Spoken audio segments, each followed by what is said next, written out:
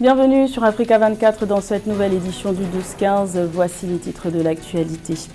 La MONUSCO quitte officiellement le Sud Kivu après 25 ans de présence.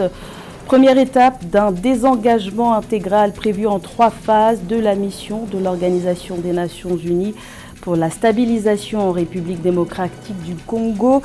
15 000 casques bleus au total sont concernés. Les défis à relever liés au développement de la façade atlantique africaine représentent un enjeu majeur pour les pays africains et plus particulièrement sahéliens. C'est dans ce contexte que s'ouvre ce 5 juillet la 7e édition du Morocco Today Forum à Dakhla au Maroc.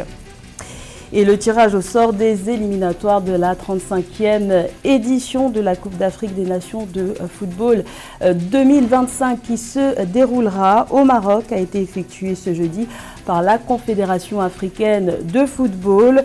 Nous ferons le point sur la composition des 12 groupes avec notre journaliste sportif José Douglas qui est l'invité de cette édition.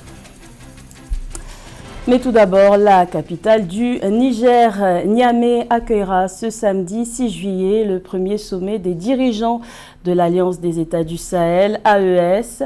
Le colonel Assimi Goïta du Mali, le capitaine Ibrahim Traoré du Burkina Faso seront reçus par leur homologue nigérien, le général Abdourahmane Tiani. Objectif affiché, donner une impulsion à cette jeune organisation créée en septembre 2023, dont les 3 pays sont dirigés par des régimes militaires. Notons que cette rencontre des dirigeants de l'AES se tient juste avant le sommet annuel de la Communauté économique des États de l'Afrique de l'Ouest, prévu le 7 juillet à Abuja, au Nigeria. Pour rappel, le Mali, le Niger et le Burkina Faso ont quitté la CEDEAO en janvier dernier. C'est un retrait qui met fin à 25 ans de présence. La mission de l'Organisation des Nations Unies pour la stabilisation en République démocratique du Congo, MONUSCO, a quitté le 30 juin la province du Sud Kivu, située dans l'Est congolais. La concrétisation d'une décision prise en décembre 2023 par le Conseil de sécurité de l'ONU et d'une demande des autorités congolaises. C'est donc la fin de la plus ancienne et de la plus chère mission de l'histoire des Nations Unies. Plus de détails avec Paul-Marcel Mayagui. Après 25 ans de présence, la mission de l'Organisation des Nations Unies pour la stabilisation en République démocratique du Congo, MONUSCO, a officiellement pris fin dimanche 30 juin 2024 dans la province du Sud Kivu, dans l'est du pays. Cela a été un immense effort conjoint avec le gouvernement de la RDC. Malgré les nombreux défis auxquels nous avons été confrontés, le retrait des troupes et des équipements s'est déroulé de manière ordonnée. Assurer la paix et protéger les civils est désormais entièrement entre les mains des autorités congolaises. Selon les autorités congolaises, la fermeture du bureau de la MONUSCO au Sud Kivu constitue une étape clé du désengagement de la mission onusienne en République démocratique du Congo, mission dont le mandat se limite désormais aux provinces du Nord Kivu et de l'Ituri. Si le désengagement concourt au transfert des bases militaires et installations de la MONUSCO aux forces de défense nationale, la transition, quant à elle, constituera cette période pendant laquelle le gouvernement assumera les activités autrefois exercées par la mission onusienne avec l'appui des agences, fonds et programmes du système des Nations Unies. Depuis 2002, la présence de la MONUSCO au Sud Kivu a permis d'assurer une protection physique directe à près de 3 millions de personnes et de soutenir les forces armées congolaises par le biais d'opérations conjointes. Au cours des 20 dernières années, la MONUSCO a aidé à démobiliser plus de 4600 combattants et enfants associés à des groupes armés, à collecter et détruire plus de 44 000 munitions et explosifs. La mission a également contribué à l'acheminement du matériel électoral durant les élections. La MONUSCO, qui à la base était au Congo pour la paix et la stabilisation de ces pays, a très largement échoué dans ses missions pour la paix, mais jouait un rôle capital dans la stabilisation de ces pays, dans ce sens que dans certaines parties du Congo, la MONUSCO jouait presque le rôle de l'État en remplacement de l'État défaillant congolais. Alors, ces deux parts, si sur le plan peut réjouir une partie de la population, mais côté stabilisation, la MONUSCO va manquer à la population congolaise. Le désengagement de la MONUSCO intervient alors que la province du Nord Kivu fait face à une offensive d'ampleur de la rébellion du mouvement du 23 mars M23, soutenue par des éléments de l'armée rwandaise. Discuter de l'avenir économique et social de la région atlantique du continent africain, c'est la raison d'être de la plateforme Morocco Today Forum. La 7e édition s'ouvre ce vendredi 5 juillet à Dakhla, au Maroc. Cet événement se tient sous le thème « L'Afrique atlantique pour une région continentale intégrée, inclusive et prospère ». Le point sur les enjeux de cette rencontre avec Marcel Kouassi. Face aux tensions géopolitiques actuelles, suscitant un nouvel ordre mondial, le développement de la façade maritime africaine, par ailleurs, reste un défi majeur pour les pays africains. Au Maroc, les autorités du pays misent sur la mise en place d'initiatives en vue de relever ce défi. La mise en œuvre de l'initiative royale de développement des espaces maritimes africains et l'accès des pays du Sahel à ceux-ci en est un exemple. Le directeur général de l'Agence marocaine de coopération internationale, Mohamed Medkal, souligne l'importance de cette initiative royale pour le continent. Sa Majesté le Roi a voulu que la vision de l'Afrique atlantique puisse permettre au continent et notamment à cette façade Atlantique-Afrique, qu'elle devienne un haut lieu de communion, de prospérité partagée, d'accélération de l'intégration régionale économique et enfin de rayonnement à la fois à l'échelle du continent et à l'échelle internationale. Dans le but d'apporter des solutions efficientes pour l'accélération de l'édification de l'Afrique atlantique en tant que zone de stabilité, de paix et de prospérité partagée et la résorption du déficit de développement des pays sahéliens, le Morocco Today Forum se positionne comme une plateforme idéale. L'édition 2024 du forum, prévue ce 5 juillet à Dakhla au Maroc, réunira plusieurs diplomates, décideurs, opérateurs économiques et experts du pays hôte et du reste du continent. Le thème choisi pour cette 7e édition, c'est l'initiative royale pour la façade atlantique pour les pays du Sahel. Il a suscité un engouement et aussi beaucoup de débats. Et l'idée est de mieux l'expliquer pour mieux marquer les avantages et les apports pour le continent, notamment pour les pays du Sahel. Les discussions du Morocco Today Forum 2024, initiées par le groupe Le Matin et co-organisées par l'Agence marocaine de coopération internationale, porteront entre autres sur l'initiative atlantique comme réponse aux aspirations du peuple africain, la feuille de route pour la mise en œuvre de l'offre de valeurs marocaine pour le continent, l'initiative atlantique comme plateforme de coopération sud-sud renouvelée. Vers un renforcement de la sécurité aéroportuaire au Gabon, des sessions de formation en imagerie radioscopique des personnels des services douaniers de l'aéroport de Libreville ont été lancées le 1er juillet au siège de l'Agence nationale de l'aviation civile.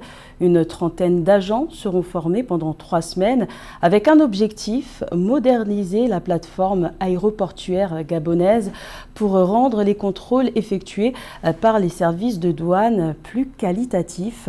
Les précisions de Marie-Roger Kwao.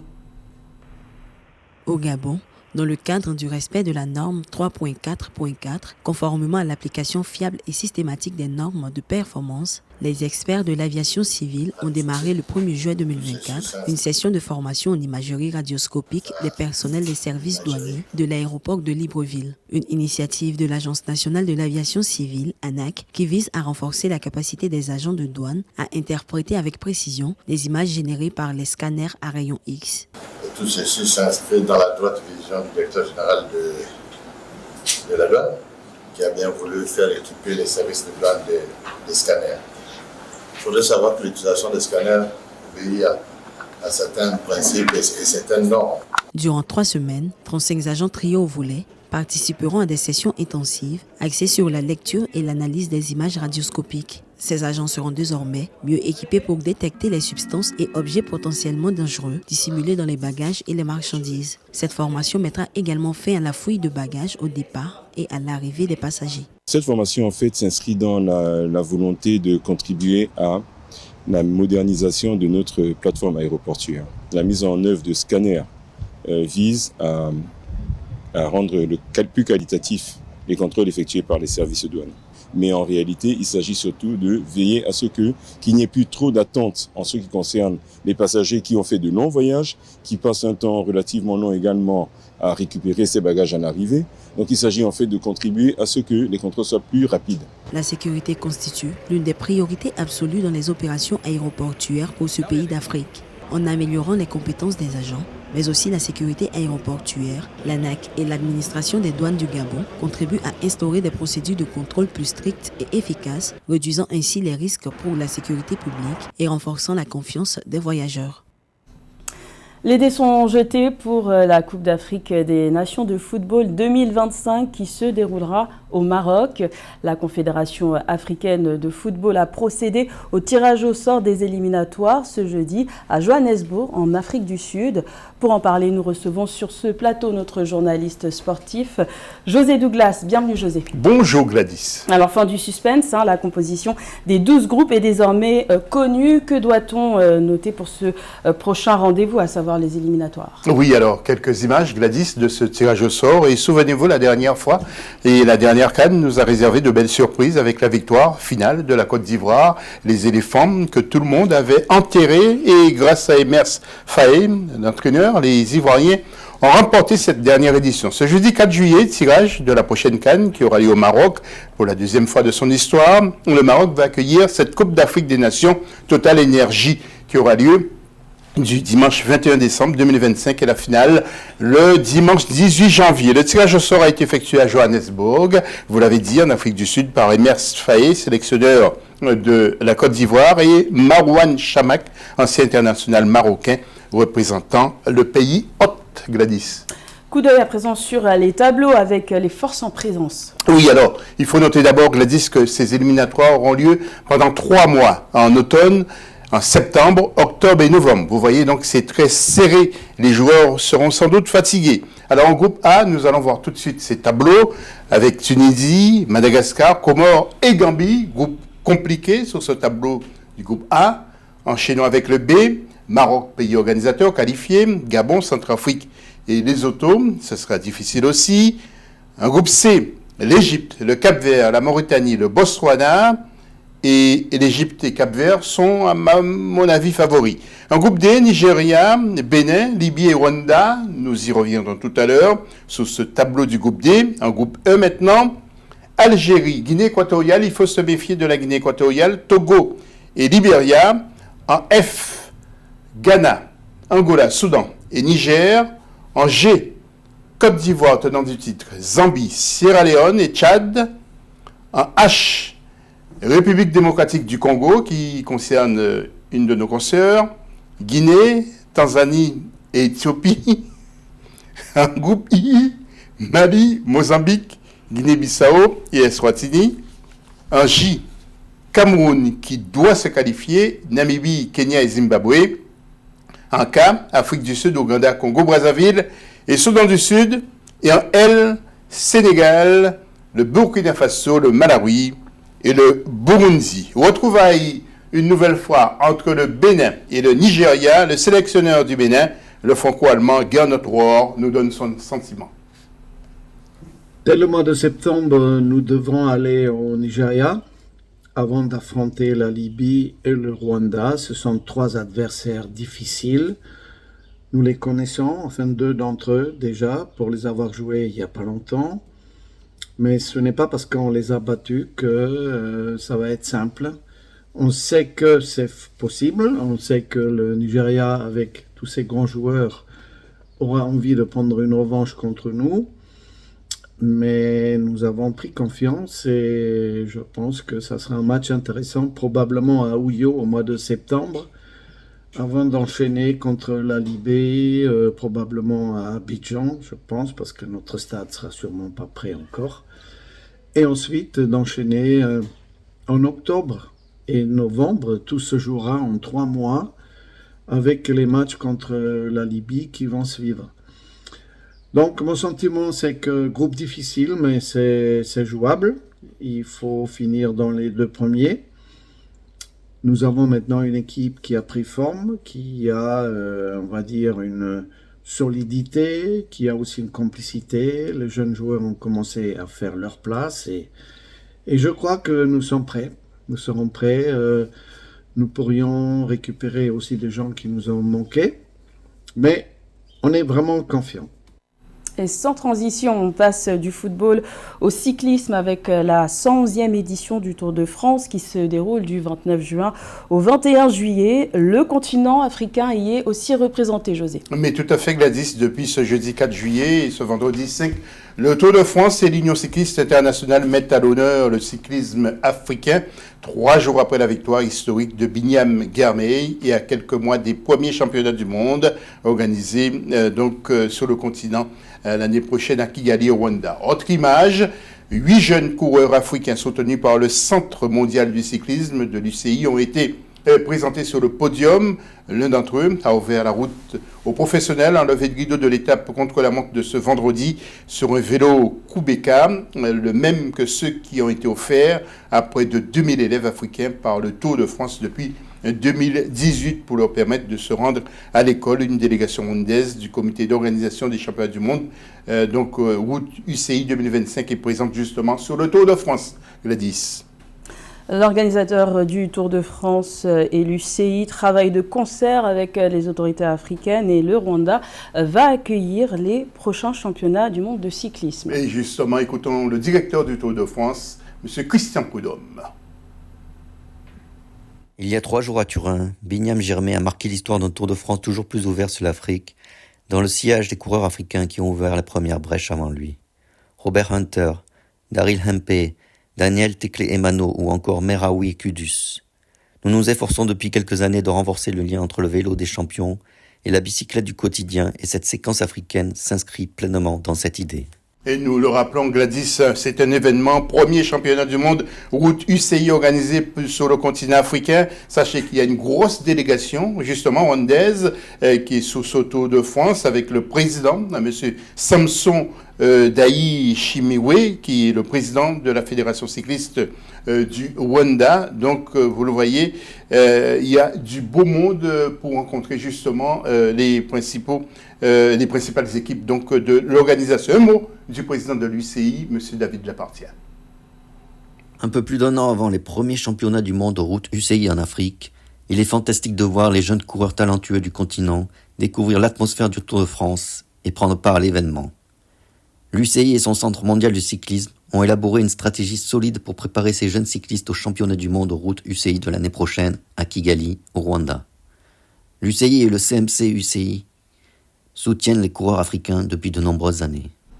Et enfin, le point sur le classement de nos coureurs africains sur le Tour et les prochaines étapes. Oui, alors ce jeudi 4 juillet, Binyam Guermey est encore monté sur le podium en finissant à la 2e place au sprint à Dijon, car le second, Jasper Philipsen, a été déclassé. Le Slovène Tadej Pogacar, toujours maillot jaune, contre la montre individuelle aujourd'hui, 25 km. Donc pour la 7e étape, Duplat ce samedi pour la 8e, Semo en Norsois, Colombé, les 2 églises, 183 km 400. Et dimanche, si vous êtes chez vous, Gladys, parcours accidenté pour la 9e étape entre 3 et 3 dans la ville de Troyes, 199 km. Le Sud-Africain Luis Menges est à la 28e place au général, à 6 minutes 50 du maillot jaune. Et Binyam Guermey est 140e, écoutez bien, à 1h49 minutes et 28 secondes du maillot jaune, madame. Merci José pour toutes ces précisions. C'était le journal de la rédaction. Merci de l'avoir suivi. L'information continue sur Africa 24.